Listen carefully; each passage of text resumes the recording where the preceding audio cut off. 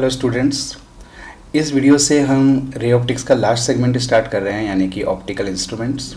और इसमें हम different types of instrument discuss करेंगे, लाइक माइक्रोस्कोप एंड टेलीस्कोप। पर हम कोई भी इंस्ट्रूमेंट यूज़ करें बच्चों, आप जानते हो कि उसके लिए हमारी आँख को तो हम यूज़ करते ही हैं। तो इन सभी इंस्ट्रूमेंट से पहले हमें सबसे अच्छे, सबसे कॉम्प्लीमेंट्री और सबसे ज़्यादा सेंसिटिव जो हमारा ऑर्गन है, हमारी आई जो है, आँख, इसको स्टडी करना चाहिए, तभी हम आगे की चीज़ें भी समझ पाएंगे। तो हम इस वीडियो में बच्चों डिटेल में समझेंगे ह्यूमन आई, और इसमें मैं आपको स्ट्रक्चर के बारे में इसका जो होता है पहले बताऊंगा। ह्यूमन आई जो है वो 1 इंच का एक स्फीयर होता है, ए स्फीयर ऑफ 1 इंच डायमीटर।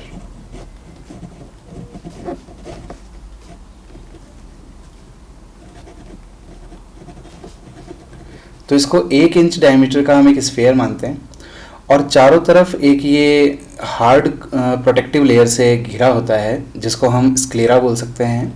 जो हमें आगे से वाइट कलर की चीज़ नज़र आती है, दैट इज़ स्क्लेरा।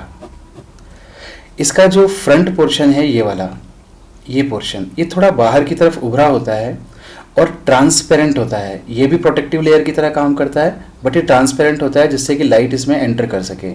इस पार्ट को हम बोलते हैं कॉर्निया। कॉर्निया के ठीक पीछे यहाँ पर एक मस्क्यूलर डायफ्राम है, जो कि कलरफुल होता है। ये जो आप देख रहे हैं, दिस इज मस्क्यूलर डायफ्राम।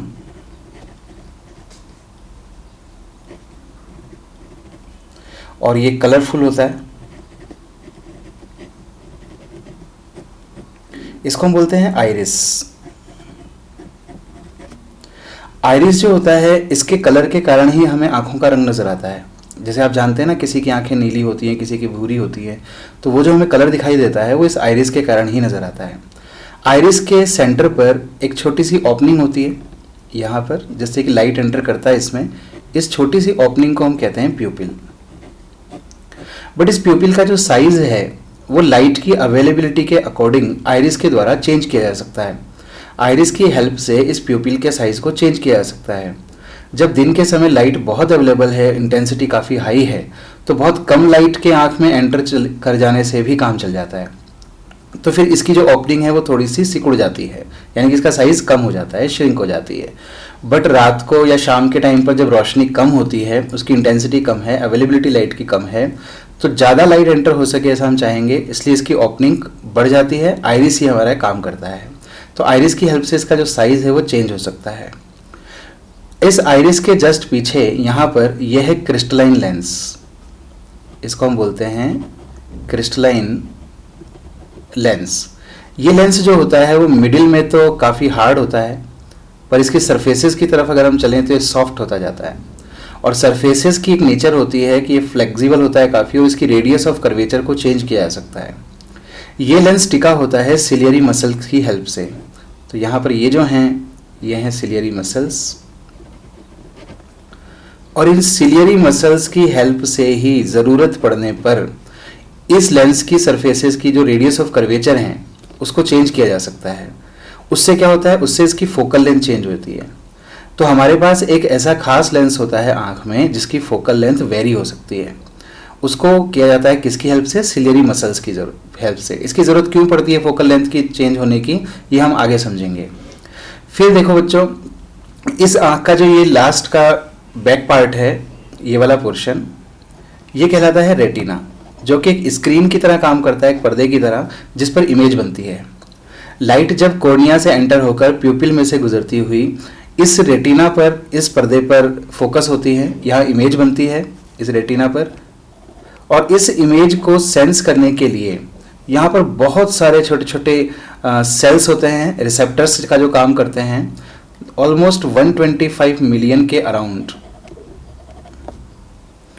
यहाँ पर सेंसर्स होते हैं, या कहें रिसेप्टर्स होते हैं।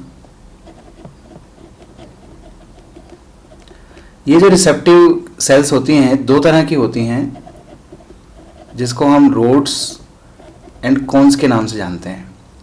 रोड्स जो होती हैं वो इमेज की शेप और उसके साइज को सेंस करने का काम करती हैं, जबकि कोन्स जो होते हैं ये इंटेंसिटी और कलर को पहचानने का काम करते हैं। कोन्स के लिए थोड़ी ज़्यादा रोशनी की ज़रूरत होती है, हाई इंटेंसिटी की ज़रूरत होती है, जबकि रोड्स जो है वो कम इंटेंसिटी की लाइट में भी काम करती हैं। इसलिए शाम के समय, रात के समय जब अंधेरा होता है तो हमें चीज़ों के शेप और साइज़ तो समझ में आ जाते हैं, मगर उनका कलर नहीं नज़र आ पाता है, क्योंकि उस समय कोन्स वर्क नहीं कर पाते हैं, क्योंकि उनको ज़्यादा रोशनी चाहिए होती है। खैर, ये रेटिना है जिस पर इमेज बनती है।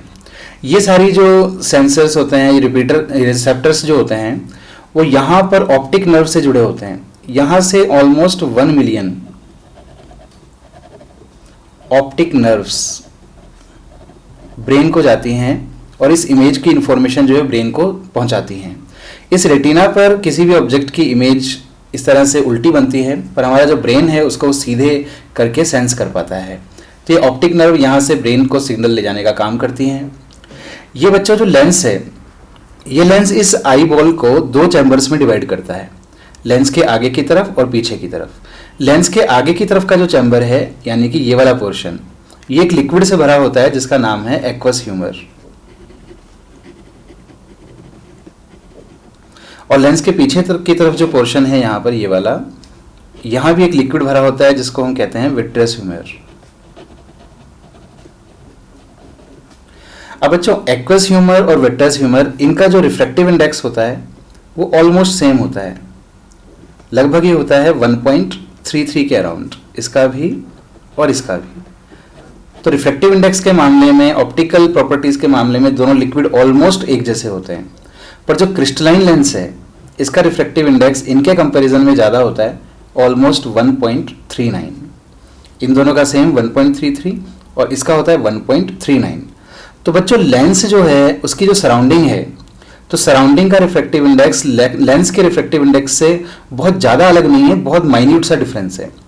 तो लेंस के कारण लाइट रेज की बेंडिंग बहुत ही स्मॉल अमाउंट में होती है, and most of the bending जो है वो एक्चुअली कॉर्निया पर ही हो जाती है जब लाइट रेज इसमें से एंटर करती हैं। जब लाइट रेज कॉर्निया से एंटर करती हैं आँख में, तो वो एयर से एक्वस ह्यूमर में एंटर करती हैं। तो एयर का रिफ्रैक्टिव इंडेक्स तो कितना होता है, 1, और ये किस में एंटर कर रही है, कॉर्निया के थ्रू, एक्वस ह्यूमर में, उसका रिफ्रैक्टिव इंडेक्स है 1.33। तो यहाँ पर रिफ्रैक्टिव इंडेक्स में काफ़ी चेंज हो रहा है, और काफ़ी चेंज हो जाने के कारण रिफ्रैक्शन काफ़ी ज़्यादा होता है, काफ़ी मुड़ जाती है लाइट रेज। तो कॉर्निया पर ही इनकी अच्छी खासी बेंडिंग हो जाती है, ऑलमोस्ट सारी बेंडिंग कॉर्निया पर ही हो जाती है। लेंस तो इनको बहुत जरा सा बेंड करता है। वो क्यों करता है, क्योंकि मान लो लेंस नहीं होता तो ये लाइट रेज जो है वो रेटिना के थोड़ा आगे या थोड़ा पीछे फोकस होती। तो लेंस क्या करता है, अपनी फोकल लेंथ को इस तरह से एडजस्ट करता है कि इनको थोड़ा सा मोड़कर कहाँ पहुंचा देता है, रेटिना पर। तो लेंस का तो बच्चों इतना सा काम है कि इमेज हमेशा ही वो कहाँ बनाए, रेटिना पर एक शार्प इमेज बन सके, इसके लिए लेंस अपनी फोकल लेंथ को एडजस्ट करता रहता है। तो ये बेसिकली बच्चों आई का स्ट्रक्चर है। नेक्स्ट वीडियो में हम इसकी अकोमोडेशन पावर के बारे में समझेंगे। चलिए चलते हैं नेक्स्ट वीडियो में।